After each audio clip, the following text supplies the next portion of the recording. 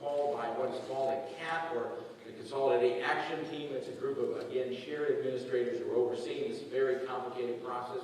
And one of those subcommittees deals with what is called branding. So there's a branding subcommittee that, or work team that actually started the process and worked in the process of names. And you saw the iterations of what they produced. At first, they took a large laundry list of names, about 1,200 names. And those names came from lots of sources: the community, the Augusta Chronicle, suggestions from staff, lots of stuff. That was a huge list of names, about 1,200 names, and they wheeled them down to about 25 or so reasonable names that they felt the work team, could work with. And then they began the process of doing lots of testing with those names. And again, we need to be very clear that the issue of branding that has been brought out in the Bureau's Institute is something we felt was needed. While we certainly, there are lots of reasons why we choose or do not choose a name, and certainly a national perspective is one of them, we certainly didn't want to start putting names forward, or at least the work team did not, that actually were names that were bad nationally. If they were, neutral or positive, pretty good. If they were really bad nationally, probably not a good idea. So they brought out a list of 6 names that you all commented on, the community did, etc. They weren't really very popular. They were popular to me. Again, I have to tell you that I don't, we, the Consolidated Work Group, did not micromanage the process. The work team did the work because it was very complicated. So we came out with a list of 6. We tested those, not very good. We came back and did another series of 5 or 6 names that were tested. Again, some are good, some are not so good. And we finally, the work team came up with a list of 3 names. That came to the Consolidated Work Group. The 3 names, as you know, were University of Augusta, Georgia Arts and Sciences University, and Georgia Regents University. Now again, some of them were branded pretty good nationally, others were just intermediate, in other words, were neutral. You could create an image. Begged for assistance from the state for the medical college and did not receive it. So the people that were the forebears of the medical college worked under awful conditions, as you can imagine. Those were the days when you haul horses to get rid of them when they were dead. No plumbing, no electricity. And I think it's important that we not forget our past. It's very important, and also important that we keep something that identifies this community in the names of these institutions. Thank you.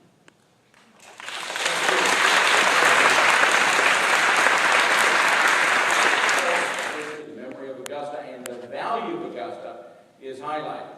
Having said that, this university will be of value to the state of Georgia, to the region of the Southeast, and to the nation, but it will be based in Augusta. We should never, ever, ever forget that what we are doing today is creating a future for the state of Georgia in Augusta. And that is something we should all be very, very proud of and very excited by.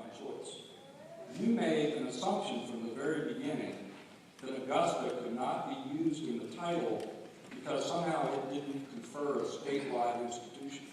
It's a flawed premise. I participated in a 4-year working group with a $3 billion corporation to name a new business. I know how hard it can be. And even after that name was made, we faced a lot of criticism. But I'm interested in knowing what kind of leader you're going to be. Are you going to be able to be a strong, thick-skinned change agent who also has the grace to admit a mistake and rectify it?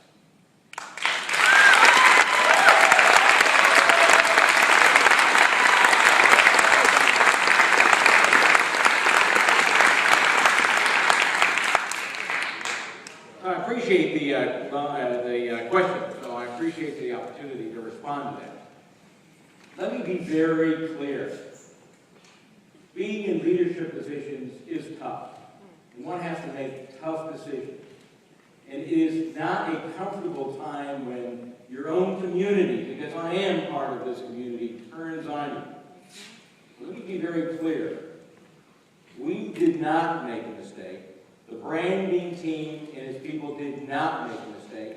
We presented the options. I have the right to have my own thoughts and opinions.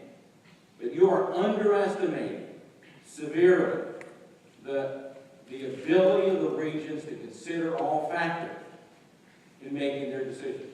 I will simply tell you that if we continue on our path of simply saying to the regions, you are nothing more than a figurehead for your president, you will then begin to actually disenfranchise what we need to build the future in Augusta.